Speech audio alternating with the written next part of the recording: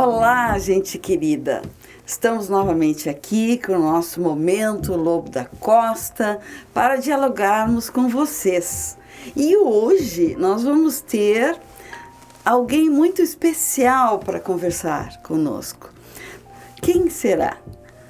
Será o Lobo da Costa? A Elvira? Não. Esses estão sempre conosco. É alguém mais especial. Quem? O nosso diretor, produtor, também tenor, professor, João Ferreira Filho. Hoje ele vai conversar conosco sobre nosso lobo, Elvira, enfim, sobre o nosso Momento Lobo da Costa. E esse momento, como é muito especial, será feito em 2 programas, 2 episódios.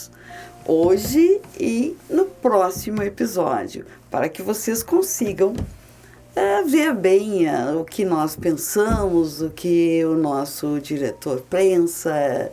Isso é muito importante. Então, agora com vocês, a nossa entrevista com o nosso diretor. Olá, gente querida! Estamos mais uma vez aqui no Momento Lobo da Costa, hoje, como eu prometi, com o nosso querido diretor, João Ferreira Filho, que não é só diretor, que vocês já sabem, ele é um ótimo tenor, maestro, professor, tudo. Eu sempre digo que ele está ao lado do nosso Lobo da Costa, que é multifacetado, e ele também, né? Então vai ser um prazer para mim conversar com o nosso diretor, produtor. Prazer é todo meu. E falarmos especialmente não só do Lobo, mas do Instituto Francisco Lobo da Costa, dos nossos saraus, né? E de tudo um pouco. Então, seja bem-vindo. Ao lado de cá. Ao lado de cá, isso mesmo.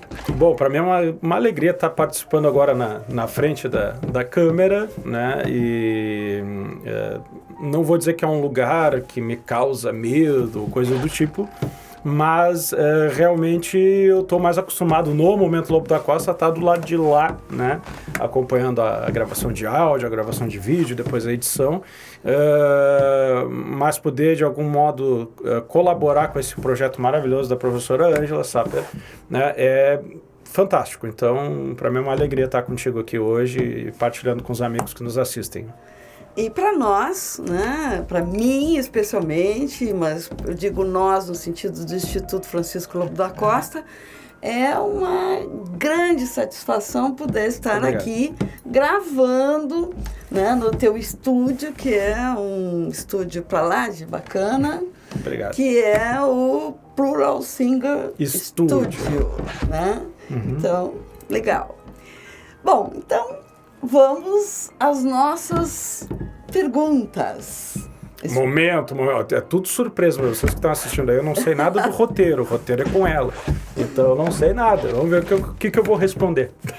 Bem, primeira pergunta que eu acho que vai ser muito fácil, né? Então a gente vai dosar as perguntas fáceis, médias e difíceis. Okay. Então vamos começar pelas fáceis. Tu gostas do Francisco Lobo da Costa? Eu passei a gostar, sou bem sincero que não é que eu não gostasse ou gostasse, havia um sentimento de, como tem algum episódio que tu comentasse, de para mim ser o nome da rua, Lobo da Costa, né? Aqui de Pelotas, que para quem é de Pelotas é uma rua bem para quem não é de Pelotas, melhor dizendo, é uma rua extremamente central aqui em Pelotas, que é a Rua Lobo da Costa, né? Que tem o nosso grande Banco do Brasil, um dos maiores prédios, até pouco tempo, um dos prédios mais altos de Pelotas, é o prédio do Banco do Brasil, né? E até pouco tempo o Lobo da Costa para mim era o nome da rua, que certamente referenciava alguém importante, mas através do contato contigo, com o Instituto, com os episódios, principalmente agora, eu consegui aprofundar o conhecimento sobre não diria aprofundar, mas de conhecer mais da história desse conterrâneo, né, tão fantástico, de história tão marcante, né, e admirar todos os feitos dele, também me entristecer um pouco com algumas questões de saúde, né, sejam físicas ou psíquicas, né, mentais do nosso Francisco. Né? Mas, acima de tudo, admirar a genialidade dele no tempo que viveu, com a realidade que viveu. Né? Então, hoje, sim, posso dizer que hoje, sim, gosto e admiro muito a trajetória do Lobo da Costa.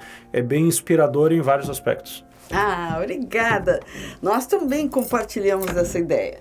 Nós todos do Instituto Francisco Lobo da Costa adoramos o nosso mentor, né, que é o Francisco Lobo da Costa, que está nos olhando ali, né? E graças ao nosso querido Mário Campelo que nós temos o Francisco e a Elvira, né, para nos acompanhar. Já é a nossa marca registrada, né, aqui sempre, do Momento Lobo da Costa. Mas aí eu gostaria de te perguntar assim, quando tu já disseste de uma maneira já geral que tu já gostas do lobo e etc, mas quando assim que tu poderias dizer para nós que tu passaste a olhar o lobo com outros olhos e até interpretar? Vocês já sabem, né? Ele interpreta muito bem os versos do Lobo da Costa, que são sempre atuais e bem interessantes. Bom, eu agradeço o elogio da boa interpretação. Eu considero que eu interpreto. Se é bom ou não, eu acho que eu não tenho conhecimento técnico para opinar, mas eu me esforço. Né? Como também um cantor de ópera e um cantor de teatro musical, né? Eu sou um tipo de cantor-ator também. Então, faz parte da técnica, né, de cantores de ópera e de teatro musical ser um pouco ator, né? Na realidade, o ideal é que seja muito ator. E eu me esforço, né? Não sei o quanto dentro dessa seara específica da interpretação de poemas eu consigo fazer bem, mas porque a gente sabe que na internet o público está aí, temos vários profissionais maravilhosos e intérpretes de poema, então eu fico preocupado às vezes justamente de não estar fazendo da forma correta, porque eu faço de uma forma muito intuitiva, mas o texto em si ajuda muito, porque ele é carregado de sentimento, a escolha das palavras, né, de uma forma não tão usual, apesar de ser datado pela questão da época que foi escrito, mas mesmo assim ele escolhe as palavras, não é só pela questão da rima em si, né, mas a expressividade, a gente vê a escolha da expressividade das palavras. Então, mas aí voltando ao cerne da pergunta, né, de quando é que eu passei a admirar o Lobo da Costa, eu acho que o principal foi ao conhecer não tanto a obra, obviamente, que é tocante, mas principalmente a parte da trajetória dele, de ser uma pessoa que tem a genialidade, sem dúvida nenhuma, que foi o que faz ele ser o que é até hoje para nós, mas também uma pessoa inconformada com a situação própria, né? De correr atrás, de querer fazer, de querer produzir, né? De precisar mudar de cidade, se precisar mudar o estilo de escrita e testar vários estilos de escrita, né? Ou seja, correu atrás do desenvolvimento dele, não achou uma região de conforto, tipo, aqui é o que eu produzo e vou ficar aqui o resto da vida até ficar velhinho e desaparecer. Não, ele foi sempre ousando e sempre buscando novos caminhos. Então, acho que o principal é a trajetória dele e por consequência, o produto dele, né? O que ele produziu. Mas eu acho que ele produziu o que produziu pela trajetória. Em virtude de toda essa trajetória que ele tem, né? De ser uma pessoa incansável e estar sempre produzindo algo diferente, algo novo. Isso foi o que mais me cativou. Né? Geralmente o que nos cativa é aquilo que a gente compartilha também da ideia, né? Pode ser. E a gente gosta de um ideal, assim, de não ficar estagnado, de sempre procurar novos e sem dúvida isso, se há uma coisa que eu me identifico, se há uma coisa que eu me identifico com o Lobo, não é tanto a história do multifacetado e do multitalento que ele era e é para todos até hoje, mas eu acho que o que eu mais me identifico com ele é justamente essa inconformidade, essa falta de comodismo. Eu sou esforçado, eu não considero que eu sou... Meu pai dizia muito isso dele mesmo, né? Ele dizia, o Joãozão, meu pai me chamava de Joãozão, que ele era João também. Quando eu era pequeno era Joãozinho, depois virei o Joãozão. E ele dizia, não, o Joãozão é que é inteligente, eu sou esforçado. Eu hoje que eu tô mais maduro, eu vejo que na realidade eu não sou tão inteligente também não, eu sou esforçado, né? E eu não me conformo em ficar num único lugar e não, aqui tá bom, é o que eu sei fazer e vou ficar por aqui, né? E isso eu me identifico mais com o Lobo do que a questão de virtuosismo. Eu não considero que eu sou um virtuoso, eu considero que eu sou um esforçado. E vejo que antes de qualquer coisa o Lobo era um esforçado, né? Então, sem dúvida, esse é o meu maior ponto de confluência com o Lobo. Isso é verdade. O Francisco Lobo da Costa, ele nunca ficou estagnado, né? Ele já, se vocês já se lembram, o Francisco começou a trabalhar no aspecto poesia aos 12 anos, né? Uhum. Já fez o primeiro o primeiro poema sobre a Revolução, a Guerra do Paraguai, né? Especialmente a rendição de Uruguaiana. Infelizmente, esse poema foi publicado no Eco do Sul, mas pesquisei bastante e até hoje não encontrei a página do Eco do Sul em que estava o tal poema, infelizmente. Mas se vocês encontrarem, estamos receptivos e continuamos na pesquisa sempre. Bem, e ele, desde o início, 12 anos, 14 anos, ele teve que trabalhou no telégrafo, trabalhou no cartório e depois, já um pouco maior, ele começou com 15, 16 anos já no jornal. Uhum. E aí cresceu bastante, ele lia bastante, tanto que nós temos vários autores que ele comenta, autores estrangeiros, né? A gente sabe que ele também tinha uma qualidade que coincide com a do João, que ele era pianista, não sei se tão bom, porque eu não tive a oportunidade de assistir ao Francisco, mas o que se sabe é que ele encantava mesmo. Ele declamava, cantava, não, né? Ele não cantava. Ele encantava com a declamação, tocando um fundo para a sua declamação. Então, realmente, ele foi crescendo, né? E como jornalista conheceu aqueles ícones da sociedade, da alta sociedade pelotense, Epaminondas Arruda, né? Que nós temos o retrato dele lá na Biblioteca Pública Pelotense, que ele foi um dos fundadores e um presidente inicial da biblioteca, o Fernando Osório, né, famoso na cidade de Pelotas, e tantos outros. E os saraus que ele frequentava e era convidado em primeira categoria, porque ele não poderia faltar, já que ele era encantador nas palavras, nos poemas, na música, não cantando, mas tocando. Então, realmente, eu acho que a gente gosta de fazer sempre uma analogia entre as pessoas. Eu acho que ele tem muita coisa parecida com o nosso diretor-produtor. Né? Eu fico lisonjeado. Eu fico muito lisonjeado.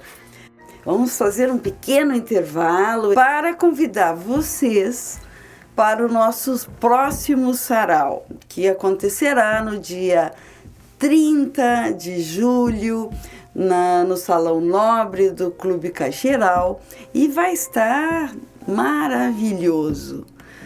Vale a pena conferir. Vocês já sabem, nosso sarau, sempre uma excelente música. Nós temos poesias esplêndidas, autorais ou de vários outros autores importantes, inclusive do Lobo da Costa. E no final temos uma pequena confraternização muito agradável, com doces da Berola que o nosso amigo Hugo Vieira da Cunha nos oferece. E então agradeço também ao Hugo da Berola, esses doces maravilhosos, e convido vocês a compartilharem conosco. Um beijão!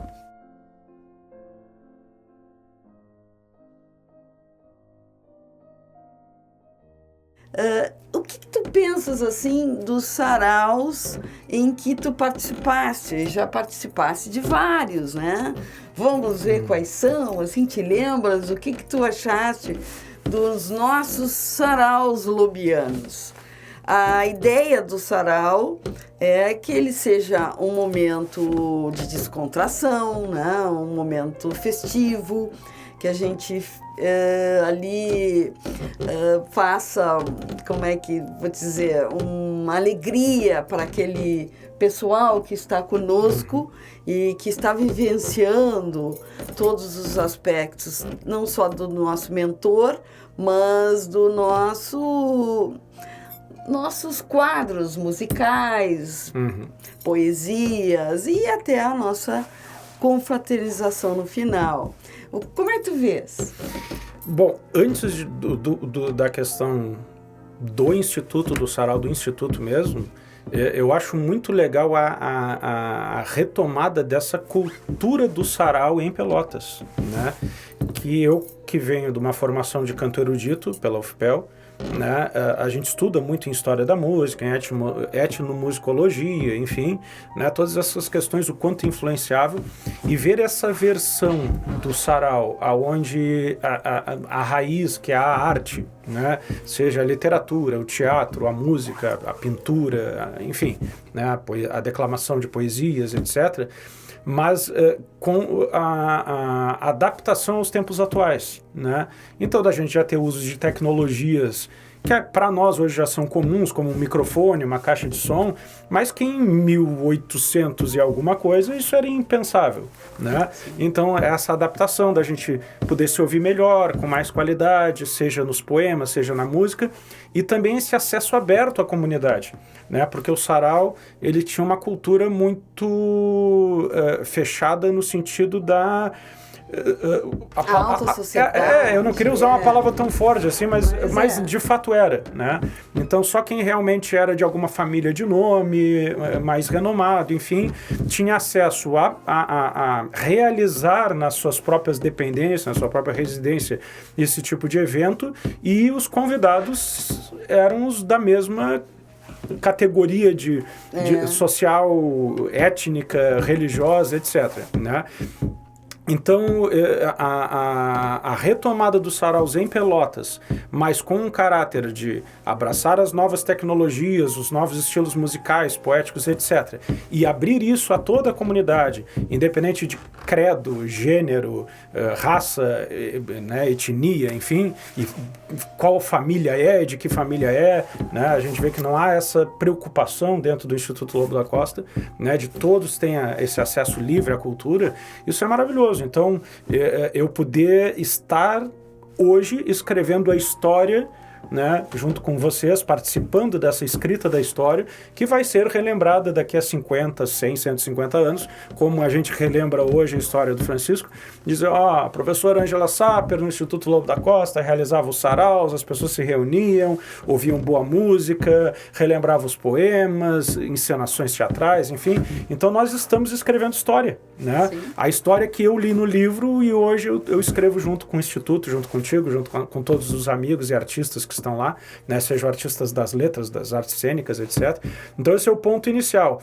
O segundo é de que iniciou, a gente estava até em off aqui rememorando, né, meio sem querer, querendo, porque foi um convite externo de uma aluna minha, que é a Maria Eduarda Paixão, a gente chama de Duda, né, a Duda Paixão, que é uma excelente... É uma linda moça e uma excelente cantora. Excelente cantora, a Duda começou a fazer aula comigo desde muito novinha, ela ainda foi a primeira cantora kid que eu comecei a atender, né? Por insistência dela, né?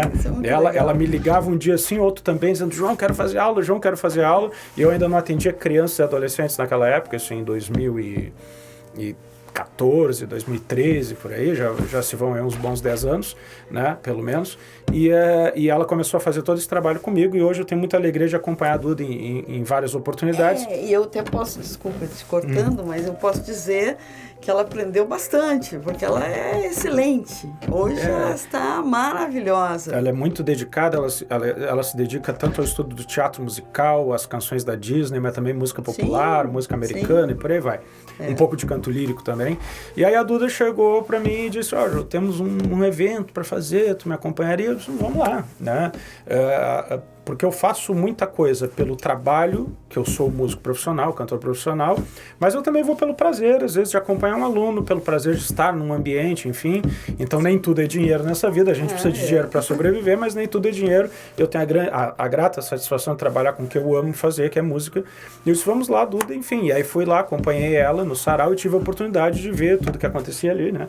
E aí depois acho que a gente se encontrou num evento do Clube Cacheral. Sim, né? na Casa de Cultura. Que se tornou... E foi exatamente quando ela estava se tornando Casa de Cultura aqui em Pelotas. Isso, no início. E eu tenho a satisfação de participar, ser uma das embaixadoras da cultura daqui de Pelotas. Né? Isso mesmo. E aí eu fui convidado a participar lá na inauguração, junto com a minha grande diva Márcia Zambrano. Maravilhosa. Né? Outra... Márcia Zambrano essa que quando este vídeo for para o ar, possivelmente ela já vai ter assumido uma das cadeiras também. Sim, conosco lá. Porque a gente, para vocês que estão assistindo esses programas, eles não são gravados exatamente na semana que vão pro ar, né? Mas exatamente por agora, a nossa grande diva Márcia, certamente quando esse episódio for pro ar, ela já vai ter assumido uma das cadeiras, né? E para mim é uma grande alegria ter participado da inauguração da casa, cantando junto com ela, que é um grande ícone para mim da música pelotense, né? Os dois são, né? Muito obrigado. Da parte que me toca, mas sem dúvida a Márcia, ela tem uma aura, um espírito musical, algo que transcende qualquer coisa, né? E aí eu tive a oportunidade de participar lá, né? Justamente nessa inauguração, onde o Cacheral deixou de ser apenas o Clube Cacheral para ser a Casa de Cultura daqui de Pelotas, né? E aí nós nos reencontramos lá após esse sarau com a Duda. E aí, efetivamente, eu comecei a participar agora com uma consciência um pouco maior do que seria o Instituto Lobo da Costa e os próprios saraus, né? Inclusive, e daí a gente seguiu em diante. Inclusive ele teve uma participação muito especial no sarau do dia 11 de outubro, quando nós... De 2023. Ano passado, quando nós homenageamos os 80 anos do IFSU Campus Pelotas. Então, nós todos fomos vestidos a rigor, né? E o nosso... Trajes de época. Diretor-produtor foi magnificamente vestido, né? De fraque e até foi a última foto que eu acho que eu coloquei num dos episódios. Agora eu vou dar o editor, que sou eu mesmo, coloca a foto de eu e a Ângela lá com os trajes de época. Muito de fraque, né? Enfim, foi muito legal, muito divertido. Todo mundo lá, pessoal de cartola. Isso mesmo, todos. Bengala, sensacional. Isso é muito bom. Relembrar, né? A época boa da cidade de Pelotas, uma época em que Pelotas era mais rica não só em tradições e cultura que sempre foi, mas também no seu próprio desenvolvimento, né? Uma época áurea. Então, gente querida, gostaram da nossa entrevista? Essa é a primeira parte. Haverá outra na próxima semana, ainda mais interessante. Então, ficamos por aqui e peço a vocês que escrevam alguma coisa para nós, dizendo se gostaram, se não gostaram, sugestões, estamos aqui para isso. Também se inscreva no nosso canal, né? E até um próximo episódio. Fiquem com Deus e um grande abraço e beijo.